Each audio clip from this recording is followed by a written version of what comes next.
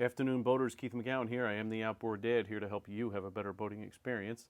Today we're going to continue on with our lower unit rebuild. We're going to assemble this, put it back together, do a couple test fits first and get this back together and pressure test it.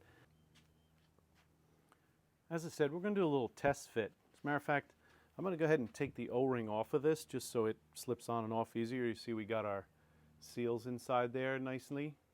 And there is some corrosion around this, but where the seals met, it really wasn't bad. A few small pits, that's why we use the silicone.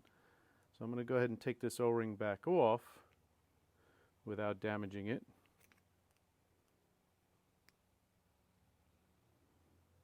Just so we have a kind of a dry fit in here and see how it goes.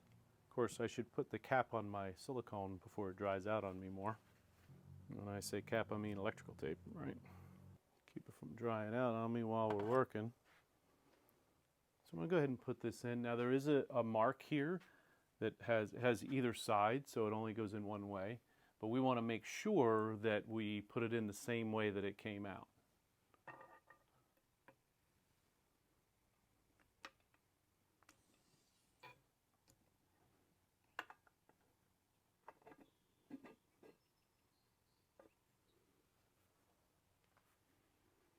Now let's see, I didn't clean up those bolts yet, so let's clean up the bolts for that. And I'm just going to put two in there just as a test. I want to spin it, make sure it's not binding or anything.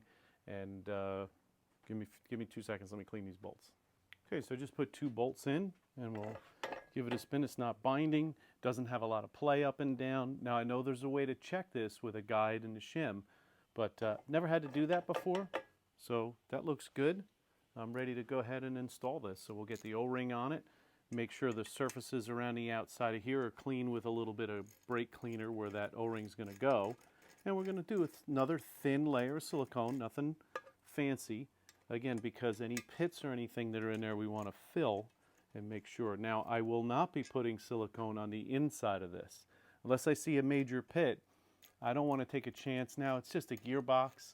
It's not like there's an oil pump in there. Sometimes guys go crazy with silicone on engines and the oil pumps get loaded up with silicone and then they don't pump oil, which is really not a good thing. So shouldn't be a problem here, but I don't think it's necessary. So let's get this together. Very, very fine layer of silicone, nothing funky at all, making sure we have our slots in the right position. And let's see. We'll slip this over. Now we want to be careful. I have some tape, we can't see it. I have some tape on the spline up here, just some masking tape, because I want to be sure that my spline doesn't cut a seal. Sometimes those splines can have a little sharpness to them. So we'll fit this in. And we'll get the bolts in there. So once we get the bolts in there, we'll rotate it again just to make sure everything is okay. I did put a little bit of oil on this shaft as well. I wanted to slip over the tape. Again, it's just a thin layer of masking tape. I didn't load it up. Just some cheap masking tape just to keep it from getting cut from that spline at the top. So once that is set, next we're going to dry fit our bearing carrier. So let's get the bolts in this and then we'll get the bearing carrier ready to dry fit. What I'm going to do first is I sprayed a little bit of brake cleaner in there where my O-rings are going to seal. Just want to make sure it's nice and clean again. Might have gotten a little oil because I like to keep the gears and everything had some oil on them. So we just kind of stick our screwdriver in here with our rag after we put the brake cleaner in and just make sure that area where that seal meets is nice and clean. So I'm going to go ahead and do the same thing, take my O-ring back off that I put on after I cleaned it nicely. I cleaned the silicone off of my screwdriver first.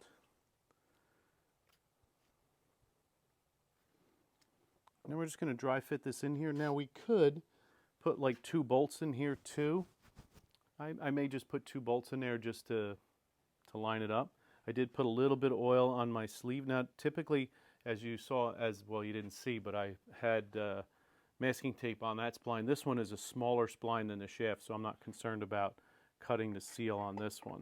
So we'll just dry fit this in. And it just sat right in there. I think it's perfect. I'm not even going to bother putting the bolts in. I'm going to go ahead and just get the O-ring back on this, get a little bit of seal on there, and then put it together. Now this is where it gets a little tricky. Inside there is our plate where our 4 bolts go in, and it moves. So I have it lined up, you know, as best as I can tell, and I'm going to go ahead and slide this in here and hope that I'm going to line those up. Now I do have a little room to cock this back and forth a little bit till I get the first bolt lined up, but it has to get pretty close to almost all the way in there. And remember, that's why we got a little silicone. It's going to help slip it so that the O-ring doesn't catch on anything. It shouldn't catch on anything anyway because it's a clean surface in there. I didn't see any burrs or anything like that. And just in case there's any pits, again, we did a nice thin layer of silicone. So we're going to go ahead and put this in here. Now I can shine a light through where these holes are, and we cleaned all these holes here, and see inside there to make sure, or I can take a screwdriver, a long enough screwdriver, or sometimes a long hanger or piece of wire, stiff piece of wire, just to make sure I'm lined up first. But we'll go ahead and get this in here. Okay, here we go. We're all lined up and someplace to go.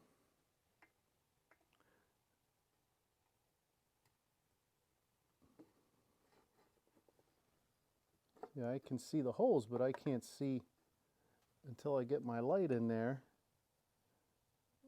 I can see it's a little bit off, so I gave it a little twist until I get the first one started.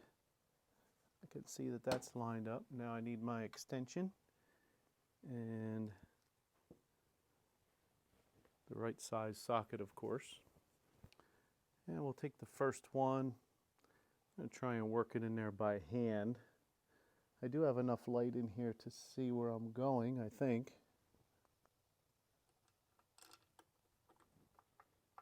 Feels like I'm on it. We'll find out when it starts tightening. It is tightening. So now that I know I'm on it, I'm going to back off just a hair and I get the rest of it in. By the way, I did put a little bit of silicone on all these seals as well. And I'm just going to get these all threaded in, a couple of threads, each one at a time first, before I crank it all the way down. And I just left my socket in there because I'm moving too fast.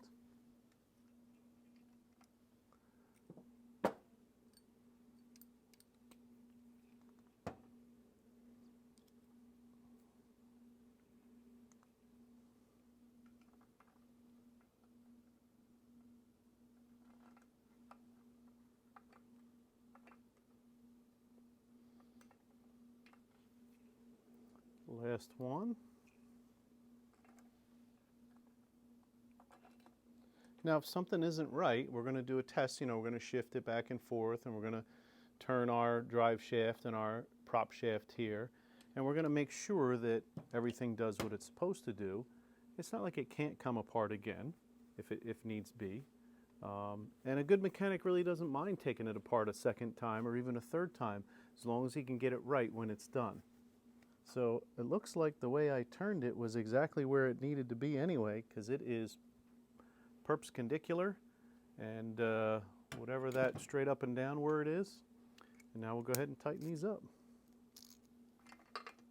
Now I'm going to go catty corner and just go a little bit at a time. So same thing, same theory I use with the silicone on the bolt seals, is that it helps it slide a little bit. So that O-ring, I just picture if it was an O-ring on the end of a bolt, and there is a cavity in the inside of the head of that bolt for that O-ring to sit, but still, if I'm cranking on a dry piece of metal and a dry O-ring, I just worry about it ripping. This, I think, will help slide it around so it doesn't rip the seal. Maybe I'm wrong. It's just my theory. I've been wrong before. We'll be wrong again.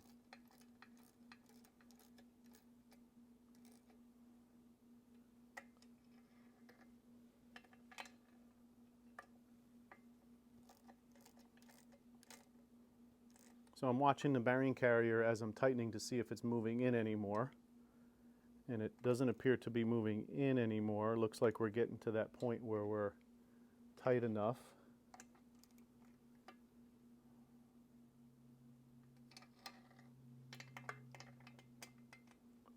So if you remember, we took those snap rings out, right? And those snap rings are what we're tightening against. So we don't need to go crazy. We just need to make sure we meet the surface and then tighten it down enough so that it doesn't come out. We don't need to bend that snap ring. I don't think it will. It's pretty heavy duty. That's another reason I like this, using this little 1/4 inch. I don't get as much leverage as I do the 3/8 is a longer ratchet handle. And then I just go through them all one more time just to make sure they're where they need to be.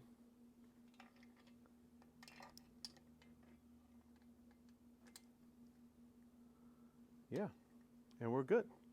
So prop shaft is in, drive shaft is in. Everything seems to rotate nicely.